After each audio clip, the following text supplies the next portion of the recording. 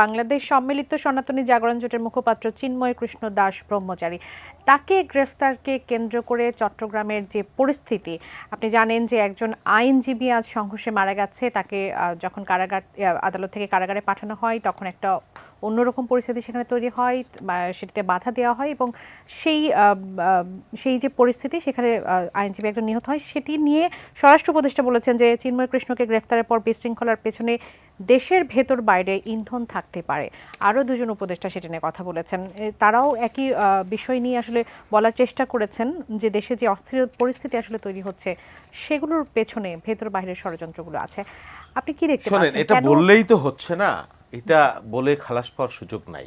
স্বরাষ্ট্র মন্ত্রণালয় এবং পুলিশ প্রশাসন, আইজিপি থেকে শুরু করে তাদের একেবারে ট্রিমেন্ডাস ব্যর্থতা আমরা দেখছি অনেকদিন যাবৎ। ওনারা কি ভার বহন করতে পারছেন কিনা আমি জানি না। যতই পুলিশের দুর্বলতা থাকুক, পুলিশ তো আছে, হাজার হাজার পুলিশ, সবাই তো আর ফ্যাসিস্টের পেতাত্তা না। আমি জানি না তারা কী কারণে এই দায়িত্ব পালন করতে পারছেন না। ষড়যন্ত্র আছে, অবশ্যই আছে। অনেকেই আমাদের এই অর্জনকে নস্যাৎ করতে চায়, অনেককে আমাদেরকে ব্যর্থ করতে চায়, হ্যাঁ, দেশে এবং বিদেশে, এটা সত্য।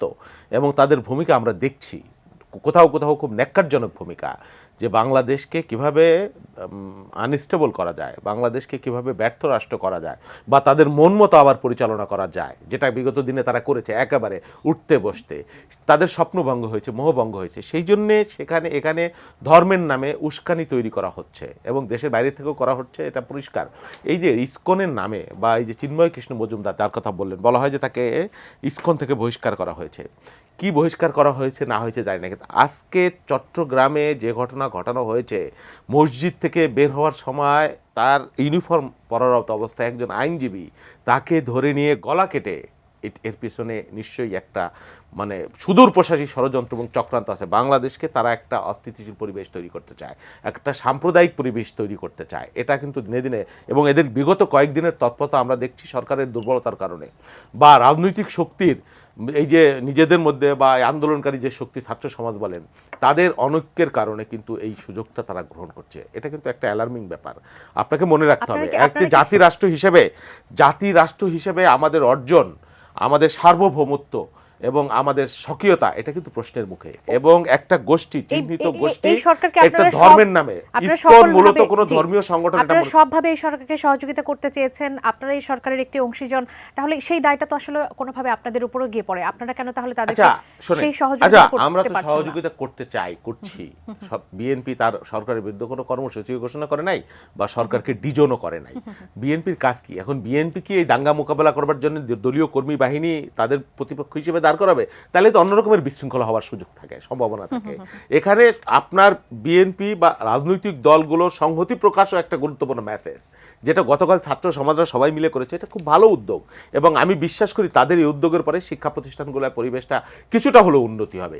আর এই যে ইসকনের নামে বা ধর্মীয় দাঙ্গা সৃষ্টির যে পায়তারা চলছে, এটা কিন্তু চাপিয়ে দেওয়া একটা পায়তারা, এটা মনে রাখতে হবে আপনাকে। এবং এর পিছনে সুদূর প্রসারী চক্রান্ত এবং ইন্ধন আছে, এবং তাদের যে এই অধ্যত্ব এবং এই নিষ্ঠুরতা, এই নিষ্ঠুরতার পরে আমি বাংলাদেশের মানুষকে বিনয় অনুরোধ করব, আপনারা এই উস্কানিতে পা দেবেন না। এবং আপনাদেরকে উস্কানি দেওয়া হচ্ছে, অবশ্যই উস্কানি দেওয়া হচ্ছে, যে সম্প্রদায়গত সংঘাত যাতে এখানে তৈরি করা যায়। এবং এই ধরনের ন্যারেটিভ আগেও বর্ণনা করা হয়েছে, না থাকার পরেও দেশে এবং বিদেশে নানানভাবে। এটাকে কেন্দ্র করে ভারত কিন্তু একটি বিবৃতিও দিয়েছে। হ্যাঁ, তারা তো বিবৃতি আগেই দেওয়ার জন্য প্রস্তুত আছে। শুধু তাই না, এর আগেও তো তারা বলেছে বাংলাদেশে নাকি হিন্দুদের উপরে মারাত্মক নির্যাতন হয়েছে, কি হয়েছে, অথচ আমরা এখানে দেখেছি বাস্তব অবস্থা। আপনারা জানেন যে বাংলাদেশের হিন্দু মন্দির এবং হিন্দুদের বাড়িতে বাড়িতে আওয়ামী লীগের পক্ষ থেকে বলা হয়েছে যে 10 লক্ষ মানুষ মারা যাবে আওয়ামী লীগের পতন হইলে এক রাতে। আপনারা কি বাস্তবতা কি তাই হয়েছে? বরং 3 দিন বাংলাদেশ সরকার শূন্য।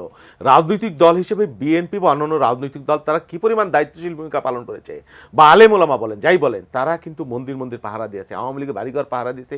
এরকম নজিরও আছে। 10 লক্ষ লোক তো 100 লোকও ঘটনা ঘটেছে কিনা, এটা দুর্ভাগ্যজনক। এই বিষয়ে আমি বলছি যে দল মত এবং সরকার সকলে এই বিষয়গুলো ঐক্যমত্য পোষণ করতে হবে এবং একসাথে এর মধ্যে আওয়াজ তুলতে হবে।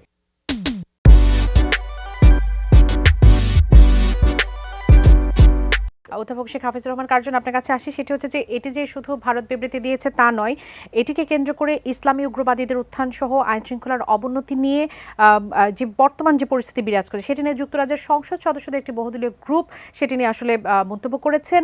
বাংলাদেশ নিয়ে একটি প্রতিবেদন তৈরি করে সেটি ব্রিটিশ পররাষ্ট্রমন্ত্রী ডেভিড ল্যামিকে পাঠানো হয়েছে। অর্থাৎ আন্তর্জাতিকভাবেও এই পরিস্থিতিগুলোর দ্বারা বাংলাদেশকে এখন বোঝানো হচ্ছে যে বাংলাদেশের মধ্যে কোন অস্থিতিশীল পরিস্থিতি বিরাজ করছে। এটিকে আসলে কিভাবে দেখছেন আপনি? আপনার এই প্রশ্নের উত্তরটা দিয়ে নেই, যদি সময় থাকে আরেকটা সংখ্যালঘুর যে সনাতন ধর্মের প্রথম প্রশ্নের উত্তরটাই দেই। যে দেখেন, বাংলাদেশে গত 1-2 বছর ধরে যে রাজনীতিটা চলছে, 1-2 বছর না, আরও এইটা আপনি জিও পলিটিক্স ছাড়া বুঝতে পারবেন না। আপনাকে কিন্তু মনে রাখতে হবে যে ইতিমধ্যে বঙ্গোপসাগর সহ মানে এই জায়গাটা কিন্তু খুব ভূ রাজনৈতিকভাবে গুরুত্বপূর্ণ, কৌশলগতভাবে গুরুত্বপূর্ণ হিসেবে বিবেচিত হয়েছে। এবং আপনি জানবেন যে ইতিমধ্যে আপনার মিয়ানমারের কুকি চীন, মানে চীন প্রদেশ যেটা, ওইটা মিজোরাম, নাগাল্যান্ড এবং বাংলাদেশের কক্সবাজার, সেন্ট মার্টিন, এইটা নিয়ে একটা ক্রিশ্চিয়ান স্টেট করার জন্য মার্কিন যুক্তরাষ্ট্র কিন্তু বার্মা অ্যাক্ট পাস করেছে বেশ আগে। আবার আপনি দেখবেন আর একটা প্রতিবেশী রাষ্ট্রের তরফ থেকে মানে ধর্মীয় রাষ্ট্র করার বাংলাদেশের যে ম্যাপ, সেটাকে মানে আপনার ভেঙে তারা কিন্তু আরও রাষ্ট্র করতে চাচ্ছেন। এবং এখানে আপনি দেখবেন যে বাংলাদেশের এই অংশটা নিয়ে যে আপনার বঙ্গোপসাগর যে অংশটা বলছি, চীন এবং মার্কিন যুক্তরাষ্ট্রের ভিতরে কিন্তু একটা টেনশন আছে যে এই জায়গার আধিপত্যটা কার কাছে থাকবে। এবং এই প্রত্যেকটা বিষয় কিন্তু আমাদের রাজনীতির নানাভাবে আমাদের রাজনীতিকে অস্থিতিশীল করছে। সুতরাং এই ভূ রাজনীতি ছাড়া কিন্তু বাংলাদেশের রাজনীতি আপনি বুঝতে পারবেন না। এখানে ভারত চাইবে যে তার মানে ভারত ফ্রেন্ডলি একটা সরকার থাক, এখানে মার্কিন যুক্তরাষ্ট্র চাইবে মার্কিন যুক্তরাষ্ট্র বান্ধব একটা সরকার থাক, এখানে চীন চাইবে যে তার প্রতি সহানুভূতিশীল কিংবা তার পলিসি বাস্তবায়ন করবে এরকম একটা সরকার থাক। এবং আপনি একই অবস্থা দেখবেন শ্রীলঙ্কাতে, একই অবস্থা দেখবেন নেপালে, একই অবস্থা দেখবেন ভুটানে, এবং এটাও কিন্তু হয়েছে।